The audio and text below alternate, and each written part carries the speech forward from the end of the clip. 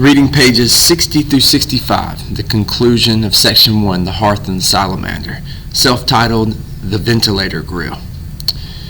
Montag watched through the window as Beatty drove away in his gleaming yellow flame-colored Beetle with the black charcoal tires. Across the street and down the way, the other houses stood with their flat fronts. What was it Clarice had said one afternoon? No front porches. My uncle says there used to be front porches. And people sat there sometimes at night, talking when they wanted to talk, rocking and not talking when they didn't want to talk. Sometimes they just sat there and thought about things, turned things over. My uncle says the architects got rid of the front porches because they didn't look well. But my uncle says that was merely rationalizing it. The real reason, hidden underneath, might be they didn't want people sitting like that, doing nothing, rocking, talking. That was the wrong kind of social life. People talked too much, and they had time to think, so they ran off with the porches, and the gardens too. Not many gardens anymore to sit around in. And look at the furniture. No rocking chairs anymore. They're too comfortable. Get people up and running around. My uncle says, and my uncle, and my uncle. Her voice faded. Montag turned and looked at his wife, who sat in the middle of the parlor talking to an announcer, who in turn was talking to her. Mrs. Montag, he was saying, this, that, and the other. Mrs. Montag.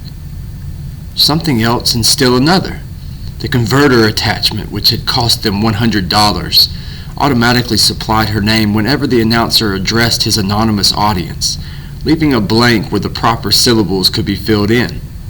A special spot WAVAX scrambler also caused his televised image, in the area immediately about his lips, to mouth the vowels and consonances beautifully. He was a friend, no doubt of it, a good friend. Mrs. Montag, now look right here. Her head turned, though she quite obviously was not listening. Montag said, It's only a step from not going to work today to not working tomorrow to not working at the firehouse ever again. You are going to work tonight, though, aren't you? Said Mildred. I haven't decided. Right now I've got an awful feeling I want to smash things and kill things. Go take the Beetle. No thanks. The keys to the Beetle are on the night table. I always like to drive fast when I feel that way. You get it up around 95 and you feel wonderful. Sometimes I drive all night and come back and you don't know it. It's fun out in the country. You hit rabbits, sometimes you hit dogs. Go take the Beetle. No, I don't want to this time. I want to hold on to this funny thing. God, it's gotten big on me. I don't know what it is. I'm so damned unhappy. I'm so mad, and I don't know why. I feel like I'm putting on weight. I feel fat. I feel like I've been saving up a lot of things and I don't know what. I might even start reading books. They'd put you in jail, wouldn't they? She looked at him as if he were behind the glass wall. He began to put on his clothes, moving restlessly about the bedroom. Yes, and it might be a good idea, before I hurt someone. Did you hear Beatty? Did you listen to him? He knows all the answers. He's right. Happiness is important. Fun is everything. And yet, I kept sitting there saying to myself, I'm not happy. I'm not happy. I am, Mildred's mouth beamed, and proud of it. I'm going to do something, said Montag. I don't even know what yet, but I'm going to do something big. I'm tired of listening to this junk, said Mildred, turning from him to the announcer again. Montag touched the volume control on the wall, and the announcer was speechless. Millie? He paused. This is your house, as well as mine. I feel it's only fair that I tell you something now. I should have told you before, but I wasn't even admitting it to myself. I have something I want you to see, something I've put away and hid during the past year. Now and again, once in a while, I didn't know why, but I did it and I never told you.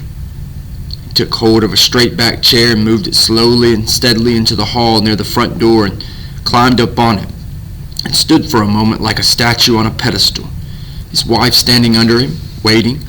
Then he reached up and pulled back the grill of the air conditioning system and reached far back inside to the right and moved still another sliding sheet of metal and took out a book. Without looking at it, he dropped it to the floor, put his hand back up and took out 2 books and moved his hand down and dropped the 2 books to the floor. He kept moving his hand and dropping books, small ones, fairly large ones, yellow, red, green ones. When he was done, he looked down upon some 20 books lying at his wife's feet. "I'm sorry," he said. "I didn't really think, but now it looks as if we're in this together." Mildred backed away as if she were suddenly confronted by a pack of mice that had come up out of the floor. He could hear her breathing rapidly, and her face was paled out, and her eyes were fastened wide. She said his name over, twice, 3 times. Then, moaning, she ran forward, seized a book, and ran toward the kitchen incinerator. He caught her, shrieking. He held her, and she tried to fight away from him, scratching. "No, Millie, no! Wait! Stop it, will you? You don't know! Stop it!" He slapped her face. He grabbed her again and shook her. She said his name and began to cry. "Millie," he said, "listen. Give me a second, will you? We can't do anything. We can't burn these. I want to look at them. At least look at them once. Then if what the captain says is true, we'll burn them together. Believe me, we'll burn them together. You must help me." He looked down into her face and took hold of her chin and held her firmly. He was looking not only at her, but for himself and what he must do in her face.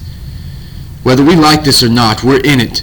I've never asked for much from you in all these years, but I ask it now. I plead for it. We've got to start somewhere here, figuring out why we're in such a mess. You and the medicine nights and the car, and me and my work. We're heading right for the cliff, Millie. God, I don't want to go over. This isn't going to be easy. We haven't anything to go on, but maybe we can piece it out and figure it and help each other. I need you so much right now, I can't tell you. If you love me at all, you'll put up with this. 24, 48 hours, that's all I ask. Then it'll be over, I promise. I swear. If there is something here, just one little thing out of a whole mess of things, maybe we can pass it on to someone else." She wasn't fighting anymore, so he let her go. She sagged away from him and slid down the wall and sat on the floor looking at the books. Her foot touched one, and she saw this and pulled her foot away. "That woman, the other night, Millie, you weren't there. You didn't see her face. And Clarice, you never talked to her. I talked to her, and men like Beatty are afraid of her. I can't understand it. Why should they be so afraid of someone like her? But I kept putting her alongside the firemen in the house last night, and I suddenly realized I didn't like them at all, and I didn't like myself at all anymore. And I thought maybe it would be best if the firemen themselves were burnt." "Guy!" The front door voice called softly.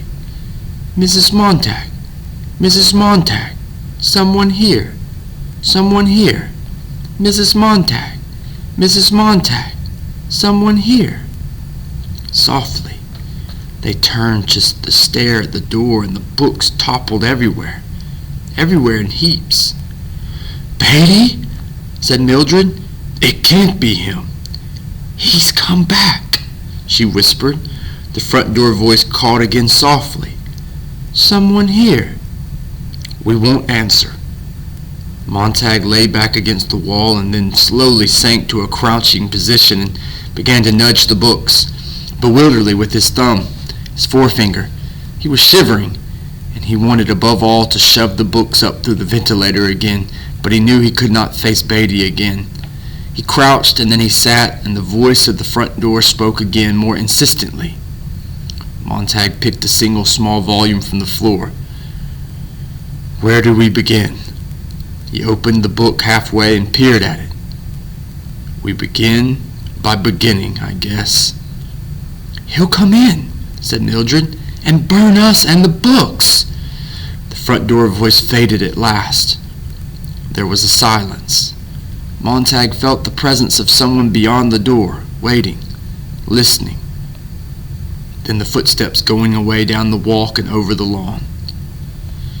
"Let's see what this is," said Montag. He spoke the words haughtily and with a terrible self-consciousness. He read a dozen pages here or there and came at last to this. "It is computed that 11,000 persons have at several times suffered death rather than submit to break their eggs at the smaller end." Mildred sat across the hall from him. "What does it mean?" "It doesn't mean anything. The captain was right." "Here now," said Montag, "we'll start over again, at the beginning.